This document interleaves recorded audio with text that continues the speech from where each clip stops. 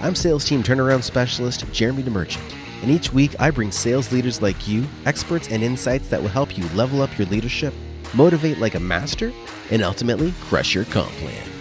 If it's time to raise the bar on your team's performance, then it's time for Sales Team Rescue.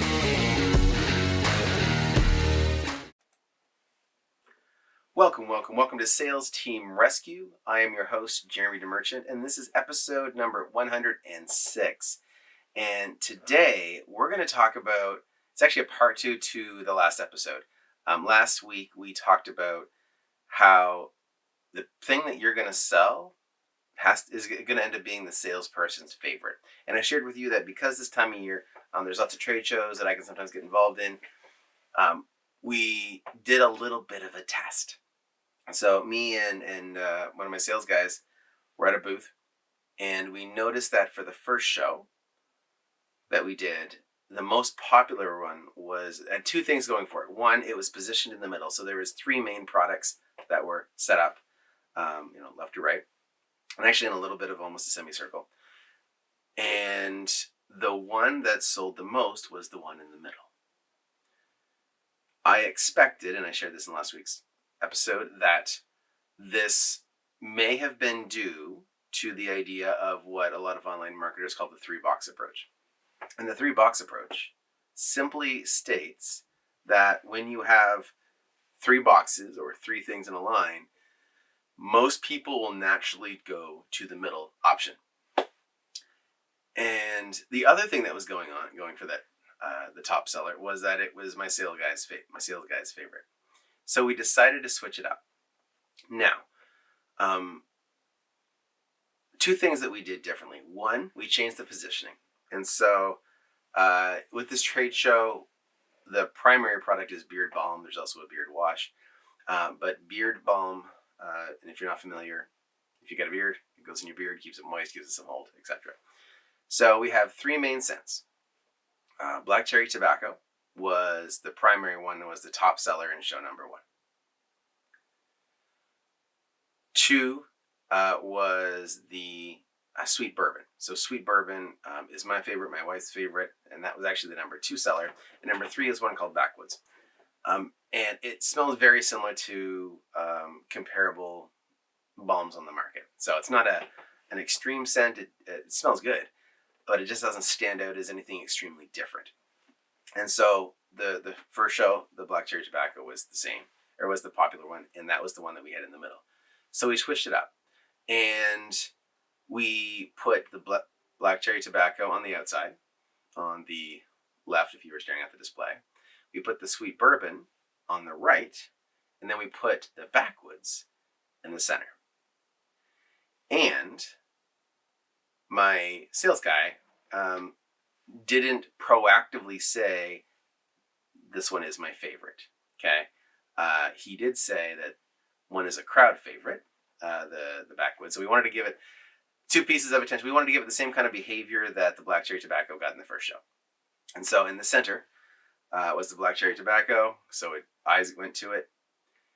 It was still the second of the three to be sampled. So we put a little bit on a popsicle stick. You could smell it and go through like that. And third, it was described as a fan favorite. Okay, we use those words, fan favorite or popular with the audience. And so we wanted to see how it would impact it. And what happened was very interesting. The results of this little test were that our top selling one for show number two was actually the sweet bourbon. And then the black cherry tobacco was number two, and the Backwoods was number three. But the black cherry tobacco only beat the Backwoods by 1 unit sold, I believe. So, it's very interesting. Now, we did make a mistake. Technically, if we were truly testing, we'd only test one variable at a time. But and then we ended up changing two because we stopped proactively offering that the black cherry tobacco was my sales guy's favorite. But what did happen is I was still saying, as they went through the three, for the sweet bourbon, and that's my wife's favorite, and therefore mine. And so I think that that influence as well. So it was very interesting. For me, it went to show, this is my unofficial perspective, but I want you to think about this when you're selling products, because it can impact what you do on a website page as well. But this is more applicable for trade shows. What I has deciphered from this experience is that the item that somebody can identify as having a recognizable third party validation will typically be more intriguing, or perhaps it's better to say um, they'll be more trusting to buy. So, for example, even though we said fan favorite for the backwoods, I still said, and that's my wife's favorite, and therefore mine, to the sweet bourbon, and that became our bestseller for that show. So it was very interesting. I think that I don't know that the placement really made that big of a difference. I think more of it was when somebody heard that, the equivalent of a testimonial, that's what impacted the most. And so even though, um, you know, when somebody says, yes, I like that, the black cherry, then my sales guy would say, yeah, that's my favorite. He wouldn't proactively offer it until somebody acknowledged it. And so I think that that's why, in this case, for the second show, the sweet bourbon was the winner, because we were still giving that third party validation, even though it wasn't in that center spot down the middle. Now, interestingly enough, we did sell a lot more in general of the backwoods, having them be in the center spot. It just wasn't the best seller. It wasn't the second best seller. And so I guess by design, that would suggest that may just be because we sold more for the second show. But I thought it was very interesting. So what does this mean for you? If you're watching this, you don't have a trade show booth, this is what I want you to take from it. I want you to take from it that the power of testimonials has a huge impact. Now, you may know that, but I want to challenge you. Throughout your client journey, where do you have the testimonials built in? What part do they play in supporting it? So, and the core message, I guess, what I'm saying today, and I'm calling this, your salesperson's favorite part 2, because it really is a segue from last week. But it's not so much your salesperson's favorite; it's that there's that version of a testimonial. Now, everything I said last week still stands. You still want your salesperson to be bought in. You still want them to be able to say, yes, this is my favorite. You want them to give that support, because I'd rather them buy one that's his favorite versus not buy at all, right? But when you're designing your website or your sales presentation or your customer journey, think about where the testimonials come into play. Because I believe, and obviously my testing hasn't been necessarily standardized in what I did, but I believe that when you can show somebody that they're not the first in line, you can show somebody that other people have appreciated this product or service, no matter what it is, right? Those testimonials are so vital to be able to get people to take action. So think about that for you, whether it's a display, whether it's on a website, whether it's a customer journey. Even more powerfully than the positioning, okay, I think there's still some power to if you've got 3 things lined up, the attention will still go to the middle. But even more powerful than that is where somebody is giving that endorsement, that testimonial. That's the piece that I think is going to be the difference maker for almost anybody. So make sure you're tying in your testimonials, making sure that you're tying in your salesperson's story, if there's a salesperson engaged in it, in the process. Make sure you know what that story is. Make sure you know that it fits, and let them tell it.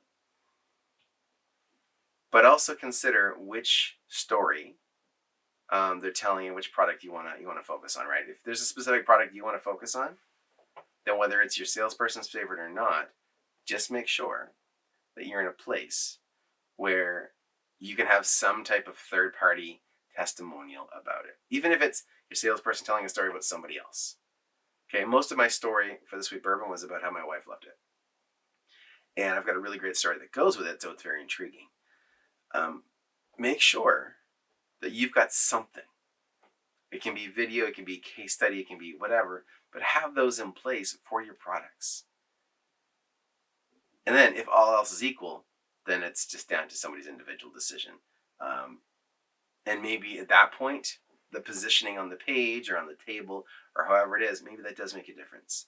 I just don't have enough data to back that up entirely yet. Okay. So, to summarize, although this is titled Your Salesperson's Favorite, it's not necessarily your salesperson's favorite, but you need to be able to have some type of true story about the success or positive effect of your product or service. You need to be able to tell that story. And it works not only in trade show sales, although if you have a trade show booth, keep this in mind. Think about it. People are looking for direction. People want to make buying simple. If there's too many choices, people don't buy. So if you want to drive something, you can just do it for fun, assuming that you're not going to give them a product that's going to hurt them, right? You always want to give somebody the thing that's best for them. But if all things are equal, like a beard balm, 1 cent versus another cent's not going to make a difference if they feel that the one that they're buying is a scent that they like, right? There's not going to be any harm. So you could play and make a game of it. Hey, now let's see if we can push the backwoods versus the black cherry tobacco versus the sweet bourbon. Or in our case, also the beard wash we could push, which I haven't really talked about because it wasn't really a key part of the display. It was almost actually added in kind of like a package deal. So with that being said, make sure you're aware of your testimonials, where your stories are, where your case studies are. Make sure they're visible. Make sure people see them. If you do have a booth, think about your display as well, but tell stories about specific things. Tell stories about the products. Tell stories that bring people in because people don't want to feel like they're the first. I'll give another example. Under my Christmas tree right now, I do know one of my presents, and it is a really nice clock, handmade by a company here in Fredericton. And it's got stainless steel on one side and copper on the other. And it's a shield and I think a sword, maybe. And I was intrigued by the design, but then the guy said that it represented the battle against time. And I fell in love with it. There was a story to it now. It wasn't just a clock that was in the shape of a shield.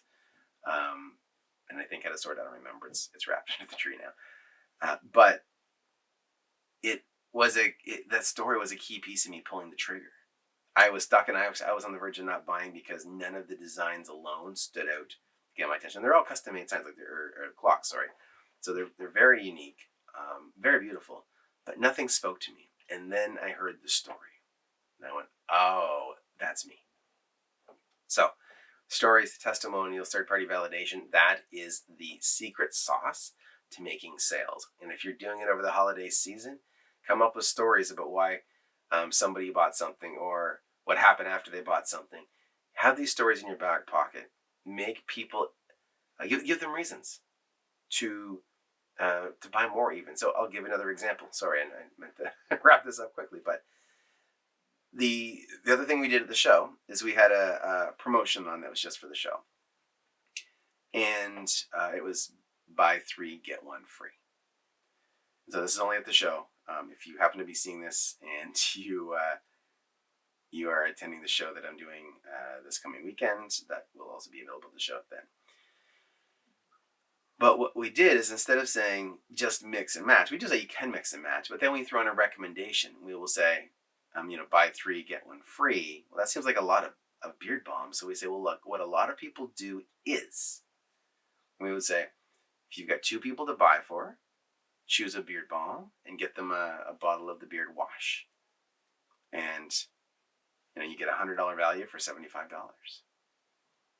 And suddenly those packages started moving like crazy. So it gave us, we moved a lot more product, and people spent more. They spent probably 3 times what they would have otherwise done, right? They might have bought in a single bomb, And even if they were going to buy two, if I can say buy three, get one free, but moving a little bit more to buy that third, pay the extra $25 is not a big stretch when you feel like you're essentially getting an extra $25 free on top of it. It's almost like it's a wash. No pun intended with the beard wash. We'll call that the end of my bad joke day. So keep that in mind. Use stories, use examples, tell them what other people have done to help them move forward and buy more. The more product you can get into somebody's hands, the greater experience you have the opportunity for them to create. And again, applies to service, applies to products, applies to digital things. It applies to everything. Do what you can to create as positive an experience as possible. But before that happens, somebody has to have your product or service and purchased it. Okay, guys, so that is it for today. That is episode number 106 of Sales Team Rescue. Again, I'm your host, Jeremy DeMerchant.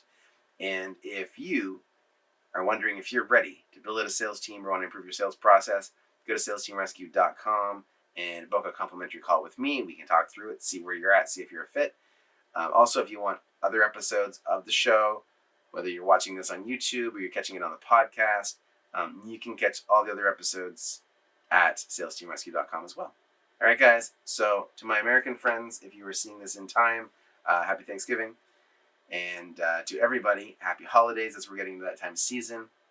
I will see you right here next week at 2 p.m. Eastern on Headspace TV. Cheers, guys.